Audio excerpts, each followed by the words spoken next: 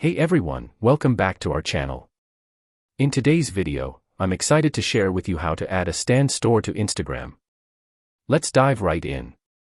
First, you'll need to get the link to your stand store. Now, open the Instagram app on your mobile device and log into your account.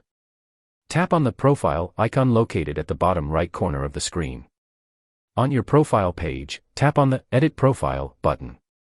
In the Edit Profile page, you will see the Add Link option. Simply tap on it. In the Links section, tap on the Add External Link option and paste the link to your stand store. Here, you can also provide a title for this link. Lastly, tap the Tick button to add your link. You will see your stand store link added. Now, go back to the profile page. Here, you can also see the stand store link shown below your profile picture. And that's it. If you found this video helpful, don't forget to like and subscribe to our channel for more tutorials. Thanks for watching.